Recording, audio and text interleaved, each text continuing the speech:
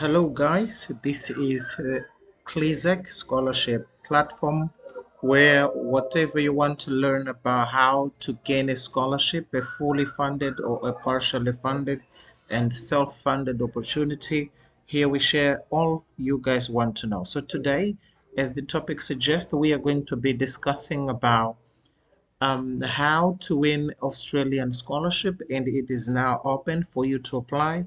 And as you may know, the Australian opportunity, most of the time when they are opened, they require you to have an agent in order for you to apply and gain the scholarship. But this one does not require an agent, and you guys can apply directly. And all I'm going to show you is what it takes for you to win this scholarship. So if you are a returning viewer, please thank you so much and give us a thumbs up. And if you're new in this channel, please you can subscribe for our channel so that we can grow and see that what we're doing is valuable to you. So now let's move to the program of today. So here is the name of the scholarship. It is called the Research Stipend Scholarship. Remember, don't be tricked by the term stipend only. This is a fully funded scholarship. And if you might want to know, this is an RMIT Australia. This is RMIT University that is offering this scholarship. And if you guys want to know more, you can just look here. It says application for scholarships commencing in 2025 are now open. At the moment I'm recording this video, the application are opened and you guys can apply. And here it says scholarships are awarded through a highly competitive process. So that is why we have opened the program of mentorship for people not to suffer when they come to this process, because sometimes it might be overwhelming. It is therefore important that you make sure you read and understand the advice provided by prospective applicants about ensuring their application is competitive on the how to apply page. So in the how to apply page, we are going to get there very soon. They explain what to avoid and what not to do. So let's come down here to just read what is much more important to us for today: the value and the duration of the scholarship. And here they say in 2025, these are the abbreviation of the scholarship provided the following benefits to the recipient.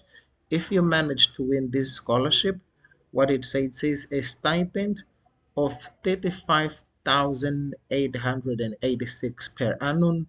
It's a yearly per rata, like a full-time study, and this amount is subject to indexation annually.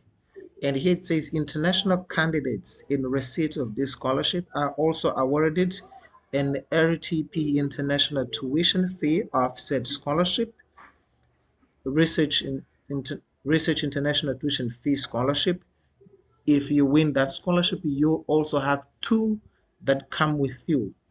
And here what it says all local candidates. It means people from Australia and New Zealand citizens or permanent residents of Australian are provided with the RTP fee offset scholarship. This is what they can manage to have.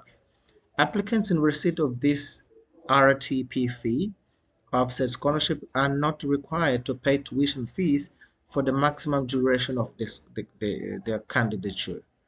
So again, here we have another element. This is a relocation allowance for the cost of the relocating in order to take up the postgraduate research, and the amount is going to be something about 550 per adult and 255 per child, to a maximum of 1,000 and $540 Australian dollar that you're going to receive. Also a paid sick, maternity, and parenting leave with the limits of the scholarship terms and conditions. So if you are sick, they're going to be supporting you while you are on the scholarship. And here they say the standard duration of the research doctoral scholarship is 3 2.5 years full-time. So for those who are going for the doctoral, a PhD program, they say the time of the length of the program is 3.5 years of the program. But the duration of the research master scholarship is 2 years full-time with no additional extension available. So for people who are going for masters, they're going to take 2 full years of the study and there's no additional extension. Again, he said the duration of the scholarship will be reduced by any period of the study undertaken towards a research degree at some level prior to the commencing of the RMIT research program. So this is all about the benefits you guys are going to have. So that is why I was saying right at the beginning that this scholarship it's a fully funded, which means you pay nothing and you don't need anybody to just serve as the agent in this program. So you can come to eligibility criteria. Number one, they say the scholarship here is awarded on the basis of a competitive selection process that ranks applicants according to their academic achievement, research outputs, and the relevant professional experience. So this is the key element you guys need to have in your mind when you apply for this scholarship. It's not just applying. You need to understanding this is the beginning of the process. The second is a priority is given to applicants who. So now we want to know who is the priority to this one, who have achieved a higher distinction in final 2 years of the qualifying program. So the programs we will see them very soon. At RMIT, a grade of a higher distinction represents an academic achievement of 80% or higher. So this one, if you guys want to know a little bit more, we can come into detail. You just need to click on the link in our description and you guys can have some of the information that we might give. May be considered for MRIT as having an equivalent level of an academic attainment, taking into account the previous study, relevant work experience, research publications, and other research experiences. So all of this will count and will be given priority when you apply for that. And then the next element that take into consideration as priority is that the person who is able to take a receipt of the scholarship for a minimum of 12 months duration of a full-time basis or part-time equivalent because a prior enrollment in a postgraduate, like in a graduate research program. This is also really important if you have achieved some great grades and you can take a minimum of 12 months. Next, somebody who have not already completed a graduate research at the same or higher course level. For example, masters by research, applicants should not have already completed a master's by the research or a PhD. So you shouldn't have this. If you want to apply for that, you'll be given priority. The next is an applicant must not previously have held an RMIT or Commonwealth-funded postgraduate research scholarship unless it was terminated with 6 months of the scholarship payments commencing. Meaning, if you have had this one in the past, the RMIT scholarship or a Commonwealth-funded postgraduate research scholarship, then you are not accepted in this one. So if you have not taken one of the two mentioned here, then you remain a priority to this scholarship. The last is somebody who is willing to be enrolled and primarily based at RMIT Australian campus. So if you're willing to study in the country, in Australia, at this university, then you are a priority to the scholarship. But if you come down here, they say, for example, that if you will be considered to ineligible for scholarship if you have one of these four elements indicated here, then you are not accepted. For example, if you're applying for or undertaking a master's by research and you already hold a research doctorate or research master's or equivalent to research qualification, they won't accept you. If you're applying for or undertaking a research doctorate or you already hold a research doctorate or an equivalent research qualification, So if you have one of these, they won't accept you. If you have previously held a Commonwealth-funded postgraduate, we have indicated it earlier that they won't accept it. You are currently receiving another equivalent award, scholarship or research-related salary providing benefits greater than 75% of the annual value of the stipend, then they won't accept. So please bear in your mind when you start the application. Some of the key dates on how to apply, here they say all scholarship must include evidence of contact with the proposed senior supervisor. I'm going to explain it later. Also, you need to check on how to apply page for you to understand what is happening. So you can guys go to the further information that are here. See research scholarship terms and condition. Also, you need to understand the Nation Postgraduate Scholarship Database to understand what is currently happening. And you can go to how to apply for a research degree. And coming down here, we have another scholarship that you guys can still apply for. Not exactly scholarship, but the terms and conditions that you need to meet before applying. So now I'm going to run to the how to apply, and then we're going to discuss. So how to apply. Here are the 4 steps for you to apply. Number 1, you need to choose the program. But for you to choose the program, you need to understand in the database what programs they have for you to apply for them. Also, you have to identify your research project. What project you want to work on, or if you want to suggest one that it might be acceptable to this scholarship. Also see the courses and scholarship available for such program that you have chosen or you want to deal with. And also at the end, you have to prepare your application. This is the last stage. Now, as we have read, everything is opened. So how to choose a program? Number 1, you need to come here to browse a program. I'm just going to open it and show you a little bit how it works. And coming down here, it says, am I eligible? This is the question you guys might have at this stage. First, it says to be eligible for the admission to any RMIT University research program, you must satisfy the university entry requirement for research program. And international applicants must also meet the minimum English language requirement.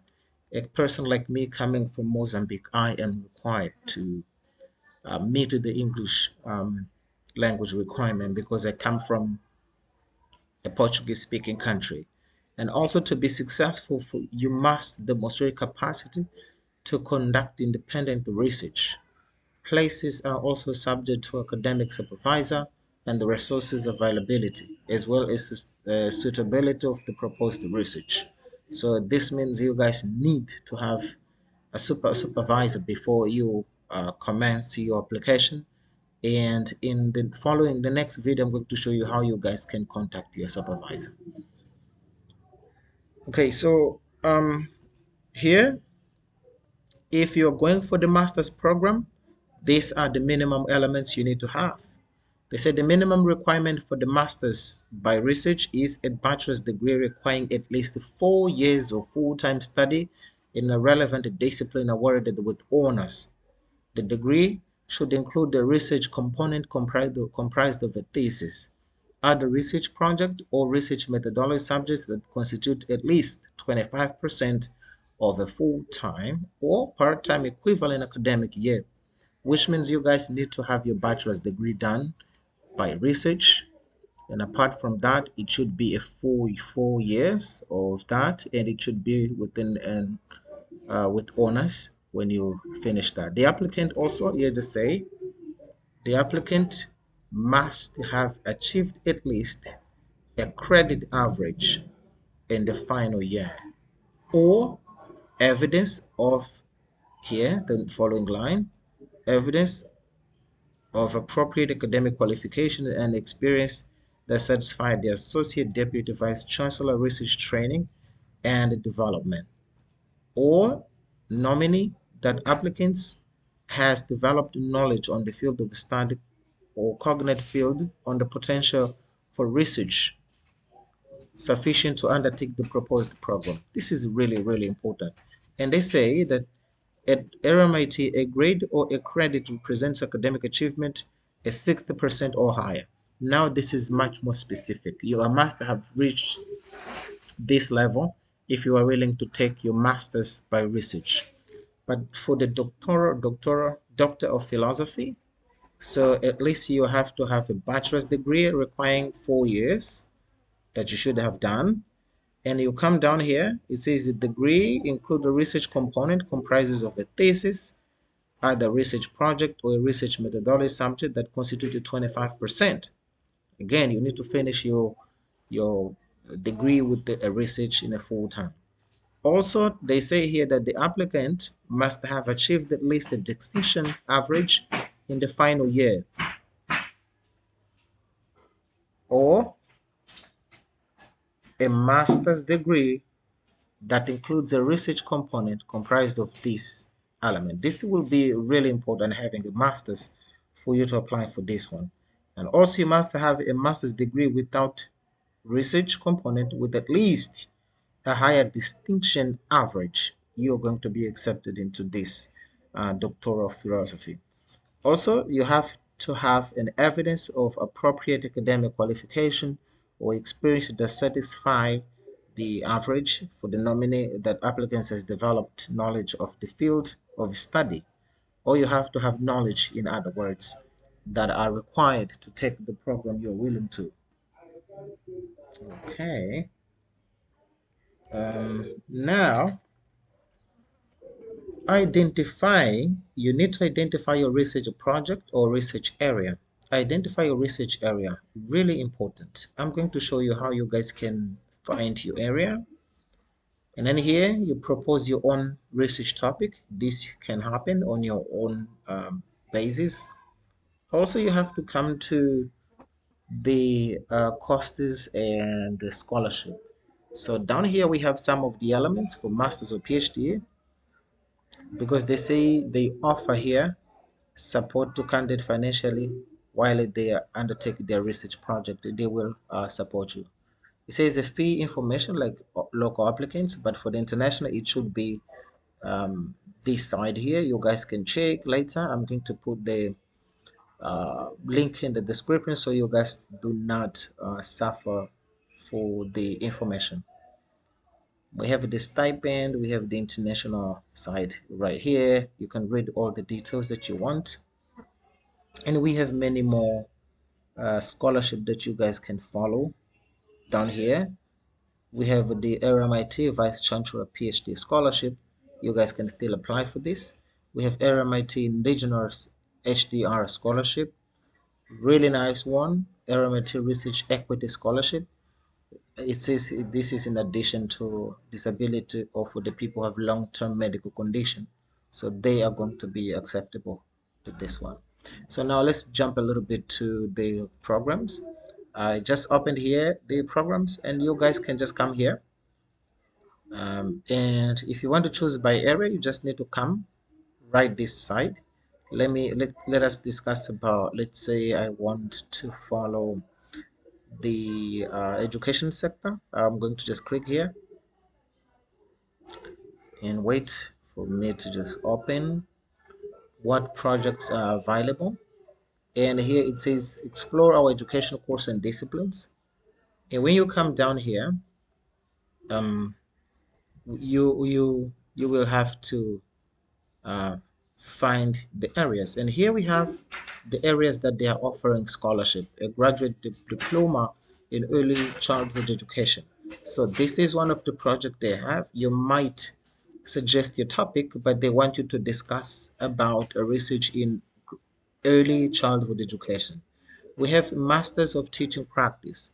Also here, you will work on primary education, where you can suggest your topic and they're going to evaluate your suitability on that topic.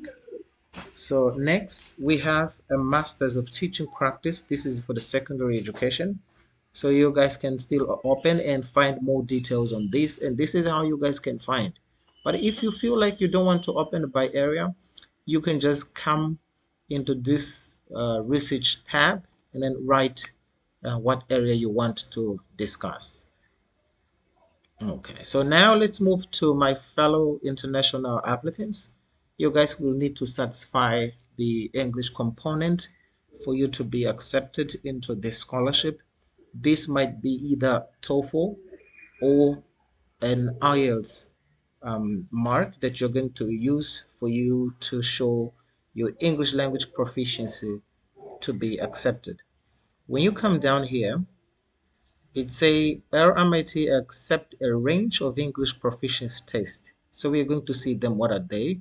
And a minimum English language requirement may differ between programs. This is exactly what happens with the variety of university, that you might need to have at least differences. A program in education might differ from the other because the English requirement is different. Okay.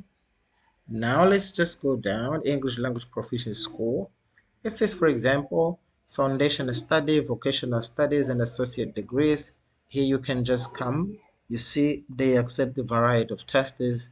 They accept here the IELTS academic, and you have to have the minimum of 5.5, which is definitely not that difficult to reach. A TOEFL, you have to have an overall score of 60, which is definitely possible to achieve. But if you are going for higher education, you need to have an IELTS overall of 6.5, but no minimum than 6. But if you go for the TOEFL, they need a 75, which is also definitely very, very achievable. See, so here are the two most famous tests, but you can also go for the B2 if you have had your education in English in your country, then they can still accept you. This is for English evaluation. If you are an international student, this is how it works. So guys, I think by far you guys have learned a little bit more about what are the requirements, and I believe you have consumed what is necessary. And I hope you guys, if you find any problem accessing this web page, please, you can contact us and we can give support. And don't forget, we offer services on how you guys can stand out in these programs and at the very basic rate. So please guys, thank you so much for watching, and please, if you are not subscribed in this channel, please subscribe, share our content so that you can feel how valuable this is. And bye bye.